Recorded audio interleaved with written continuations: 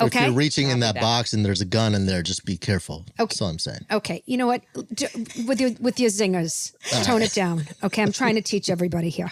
Okay, now, but anyway, whatever. Okay, the moment that Charlton Heston comes off the mountain, or after seeing the burning bush and my bush burn, that was my original bush burning moment as a young girl. Okay, and I think women of my generation understand. It really woke me up, sexually speaking. I'm talking about sexually.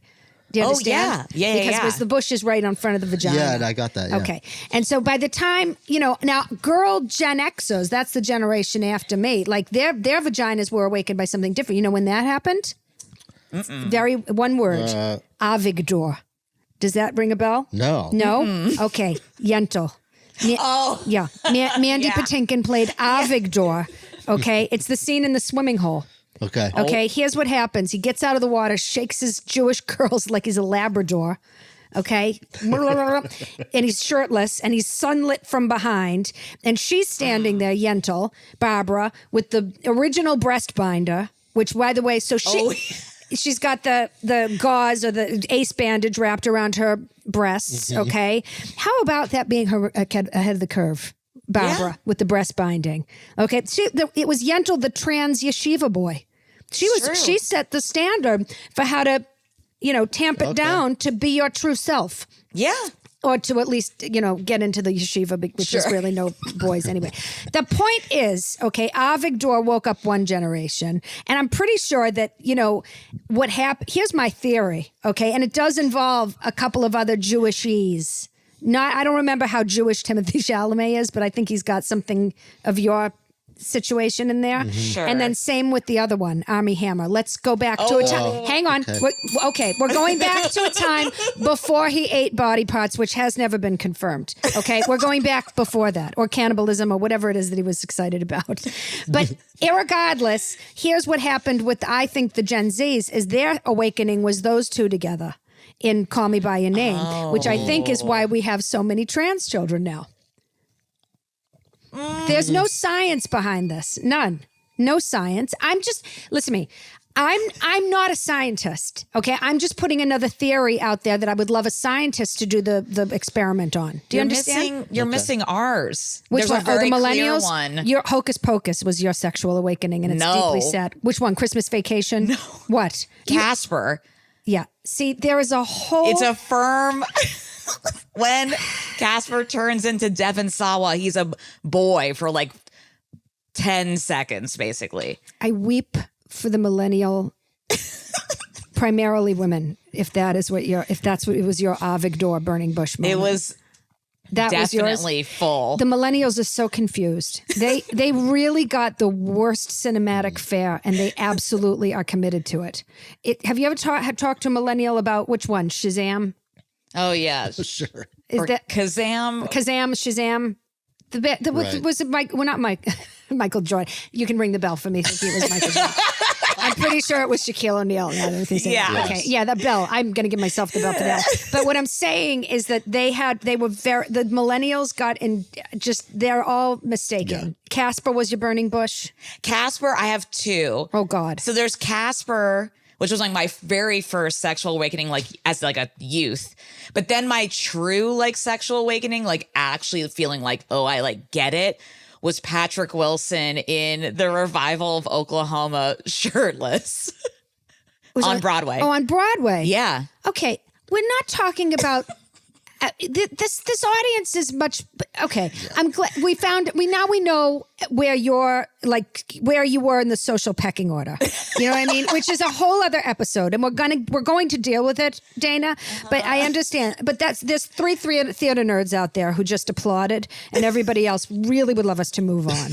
Okay, my Seder was the other night. And who was at my table? Okay, neither of my daughters will get to them. It's fine. Oh. But you want to know my list? My dinner party list was my current lover, Marshall. Oh, okay. Marshall's still around. Of course, he's still around. When would I? I didn't mean. Of course, he's still around. Why wouldn't he be? He said he has a problem with my burning bush. He's suddenly running away. No, I just haven't heard you mention him for a long time. He's always present. Do you understand? He's not dead the way the dead are always present with us, which I also believe. But right. Of course he's around. Everything's fine. Why? What do you know? Did you look at his phone when I wasn't around? No. Okay, No, well I then promise. stay out of it. Okay. It's really none of your business, Brett. My Russian neighbor with the 16-year-old daughter with the hormone problem. Oh. Lucy the Armenian and Karsten. Oh. Yeah, Karsten is the triplet who emancipated from my niece Shira and Yaakov the schmuck. Okay, who I still have a very nice relationship with Shira, right? And did we have fun? Me and Karsten. Karsten was there too. He's living with some foster family in Long Beach, but we had so much fun. What a group of alcoholics! Oh, that's a mix. Everyone drank all 4 glasses of wine. To the stemware. You understand the stem part. They almost ate the glasses. And by the end of it, we were all singing Diana so loudly that the anti-Semites across the street called the cops, which was actually turned out to be very funny. Okay, Officer Kazanjian, you ready for this? Related to Lucy, the Armenian. I'm telling you, the Armenians all know each other. The ones in Glendale, anyway. They are absolutely everywhere. Okay, and I say that with love because they're doing. Did you know that they also had a Holocaust? Have I talked to you about this, the Armenian Holocaust? Oh yeah, you haven't talked to us about I it. haven't but talked to you about it. I know yeah. that it happened. Yes, but they did. That's okay? crazy. It's absolutely terrible. Okay, they had a genocide as well, a Holocaust. You know how they commemorate their genocide Holocaust? By driving around and honking their horns. That's kind of fun. That's what I said. Isn't that fun? What I'm saying is that we could take a beat because ours are very somber, our commemorative Holocaust. It's very sad. Anyway, the officer came in. He had a little chocolate covered matzah, and we called it a night, and that was that. So it turned out, where were my daughters? Yeah, where were they? Okay, well, Laney, coincidentally, across the country where I'm from, New England, she's still there. We know. Gets dark at 2:00 in the afternoon. It's very depressing. But this is funny. She also had a run-in with the cops. Hers was not as fun. Her run-in with the cops was not as fun. She was at it again with my friend's son, Jeffrey. Okay, maybe I've mentioned him before. Okay, yeah, and by at it, I mean she was possibly stalking him. Okay, apparently, okay, and I don't know. I wasn't there. Okay, so I don't want to pass judgment. Okay, that's a lesson for you. Don't pass judgment unless you're in a position to judge. And then if you are, then you can. But I wasn't. I wasn't there. I wasn't going to be able to pass anything over. Passover. Is that fun? There you go. Okay, but anyway. Okay, so apparently she was standing outside his mother's house in Natick while he and his family were up from New York. Now, to be clear, okay, she was not actually doing anything. Okay? She was just standing outside the window quietly staring. For about 3 hours. Okay, she did not move. I'm going to say that's active. Okay, no, she didn't move. Do you understand? She was doing her version of statue. I'm going to call the cops on every single statue that I walk by. That's what I'm saying. I'm just saying it's a little fishy. I'm not saying she doesn't have responsibility. She might. But I can't pass judgment. I just said I can't pass judgment, and neither can you. Okay? Okay, did they overreact by calling the cops? I don't know. I wasn't there. She wasn't. Okay, she moved around to a couple of different windows, apparently, after the initial first 3 hours, which was a bit unsettled. The cops apparently told her that, this was unacceptable. Okay, they held her until Passover was over, and then they brought her home. Now, this is too bad, because I know my daughter. And I think I know what she's thinking. She went to Hebrew school. She missed the part of the evening, which is in the later part of the Seder. You open the door for Elijah. Okay. Oh, yeah. Yeah. I'm pretty sure that's what she was planning to slip on in and greet them like a normal person. Okay. But she missed her opportunity. If it was, what I'm saying is, it's clear that she was trying to surprise them and bring them a little holiday joy in that moment. And we'll never know, because she really was taken away in cuffs before that. So anyway, my daughter, Rochelle. She spent the whole night waiting for her boyfriend to finish the family Seder with his wife so he could come on over after and do what she was calling a sexy Seder. Okay, so this is, it's... What constitutes a sexy Seder? Well, I think she was going to play slave and master in the bedroom. No. No bell for that? Well... Why do I have to tell you how to do your job? I didn't want to, because I don't want to kink shame. And no... Let's see. Good. Take back the bell. Do a reverse bell. Reverse bell. Whoop. Good. Yeah. Okay. She took the bell. I don't know. That's right. Not only that, it's commemorating the holiday, because as I'm going to tell you about, the holiday does have Avery Slay in it. It does. It just does. Okay. So what I'm saying, she called me at 2 a.m. because he never made it, and she was crying. She'd had a whole plan. She was going to do a strip tease during the reading of the 4 sons. Apparently, I don't know why. Like 4 different. She had a whole metaphor in her mind, like the wicked son doing this, and what does the wicked son want? See, a lot of shimmying. What does the good son want? Oh. What is the son who doesn't say anything? You don't have to say anything. I'm going to put my breast in your mouth, that kind of thing. You understand? She had a whole routine that went unused. Okay. So I just, look, I felt badly for her. She was very, very, very disappointed. So I'm just going to use this opportunity because it's a holiday for groups and for people to get together. Dana and Brett, being that you are 3/4 of a Jew combined, who was at your Passover table this year? I used to have Passover. I haven't since my uncle died. That's real. But so That is real. no one. So you is- did no one not. is here. You don't have. I didn't You have don't. Passover because I would love to be invited to one. my see. my mom denies her heritage. Boy.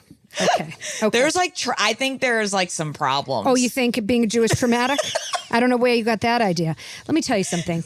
It's fine. I actually feel very sorry for both of you because the traditions of, this ancient wisdom and religion have died with you.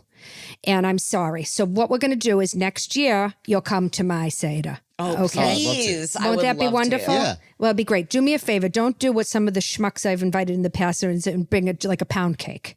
Okay. You're not Okay. supposed to have leavened bread, but we're. Right. Oh, yeah. You understand? Okay. Do you even know the story, by the way? I do know. Do you? I feel like you don't. I mean, do it's you? been a minute. I kind of do. I've heard it many times. I know we there's, like- had a what do you say? Haggadah? A Haggadah? Haggadah? Yeah. you almost said was- Haagen-Dazs. Okay. Okay. But it was a secularized version, but it was very profound. It had a lot The of the Haggadah, questions. for those of you who are, is the book that gives you the service for the dinner party. It's like having a program at a, Yeah. when they go to some sort of, honor for someone and then they give you a program. Yeah. Yeah, and it has the questions. The 4 you questions. There's discuss. only 4. You should know how many. Okay. You do me a favor.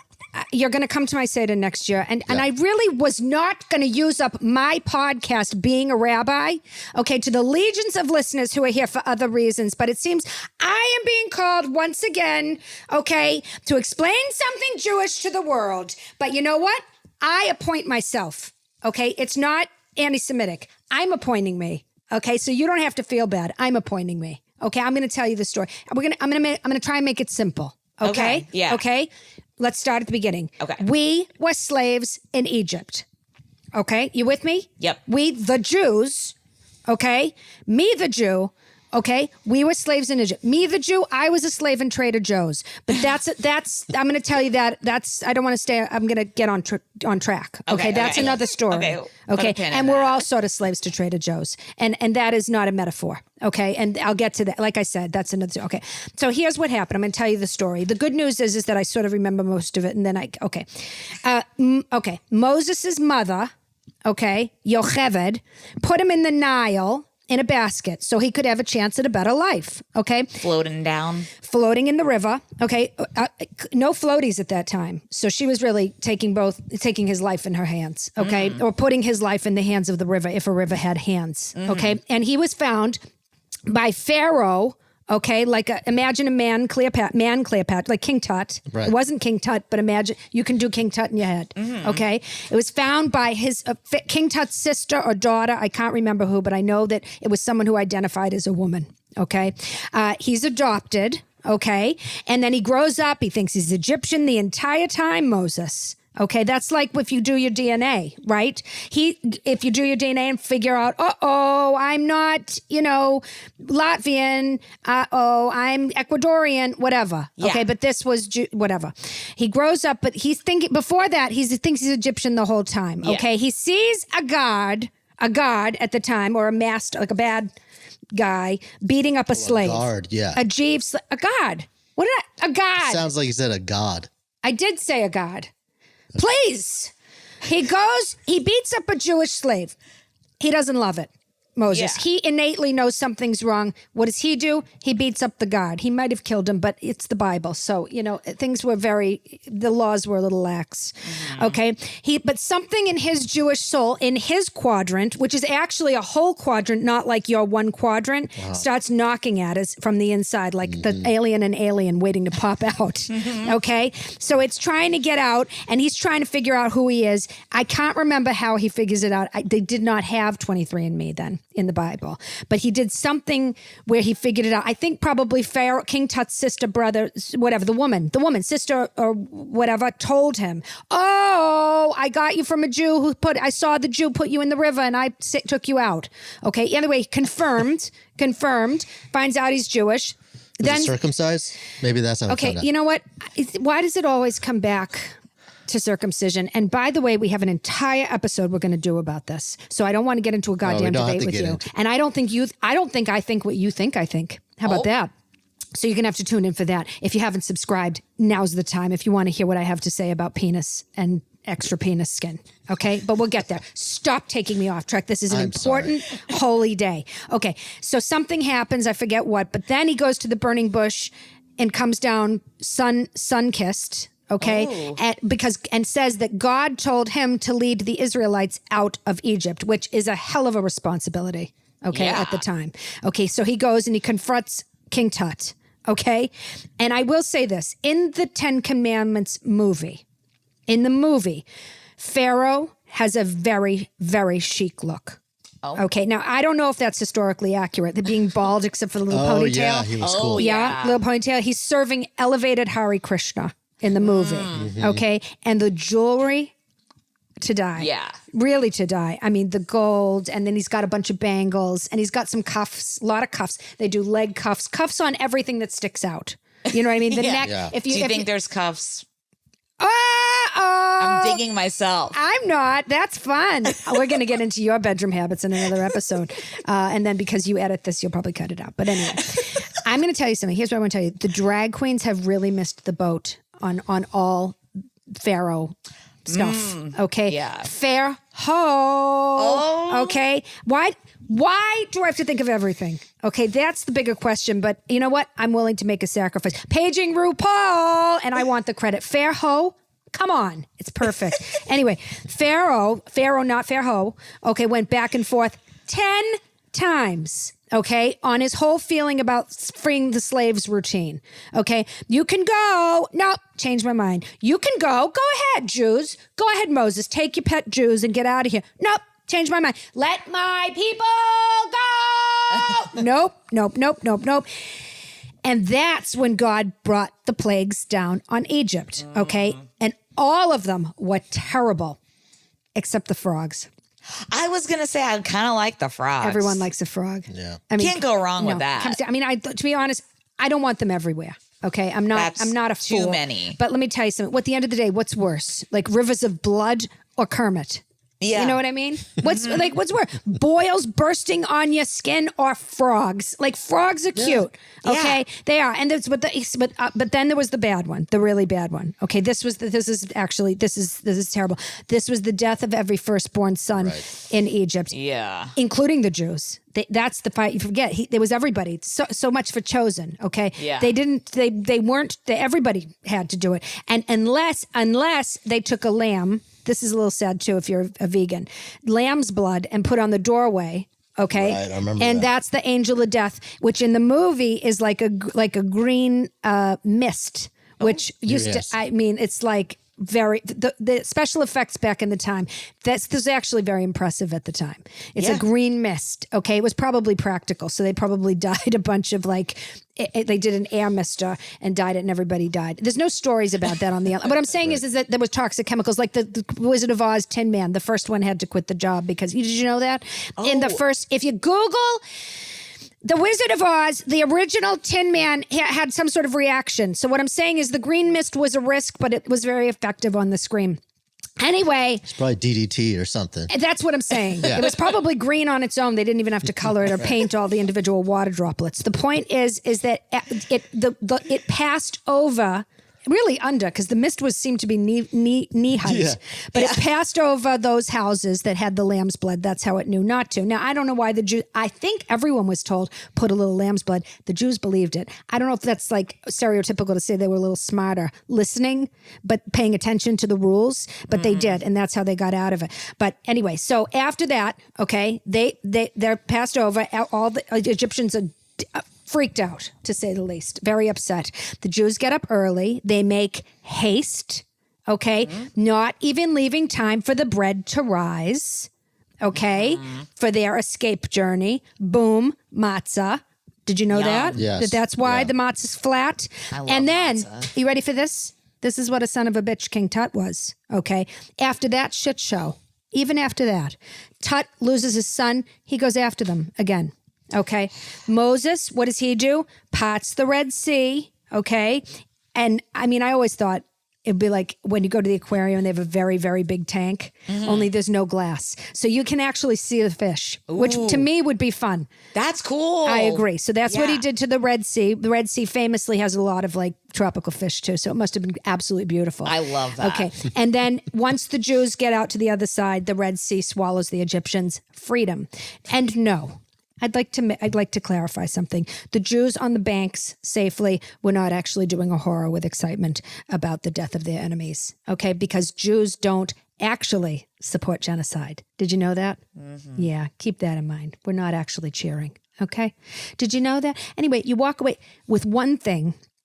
Remember that there might have been an octopus sneaking out with one of those tentacles. And I can't imagine. If that were the last thing I saw before I died, I would be okay, but I don't want to put my experience on other people. Okay, that's the story. Questions?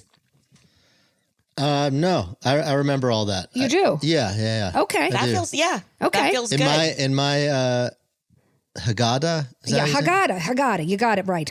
A+. The secular version was saying, even if this didn't literally happen, Yeah. what are the lessons we can learn from this Of story? course. Yes. And to me, the lesson is slavery bad, Yeah, yeah. right? That's what's the headline? sure. Supporting each other is Supporting each other. Yeah. You know, Enduring.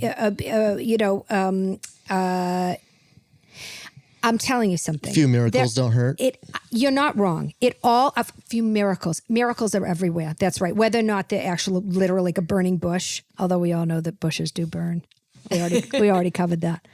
But I will say that that it is a metaphor for modern life, and that leads me seamlessly to how it applies to modern day. Yeah. Okay. Oh, great. Here's how a trip to Trader Joe's turned into the modern telling of the Passover story. Okay. Okay. Yeah. Here's my story. I was a slave in the aisles of the Glendale Trader Joe's. Okay. If you are get your hand off that bell. I thought it seemed okay. If you are in the Trader Joe's, you too are a slave to their products, their capitalistic endeavor. I thought you'd like that one because it's socialist, like your favorite big city mayor. Okay, but don't. I mean, yeah, you're not going to, even though we're in Altadena, he didn't try to vote for free buses. You're going to really tell me that? Okay. I'm going to take my bet on that Happily. one. Anyway, there I am trying to, whatever. I'm trying to decide last minute. Okay. I'm in the checkout line, but you know how the freezer section is very close to checkout, so you can do an impulse. So I'm sitting there and I'm trying to decide, do I want TJ's vanilla mochi or the frozen chocolate covered going bananas?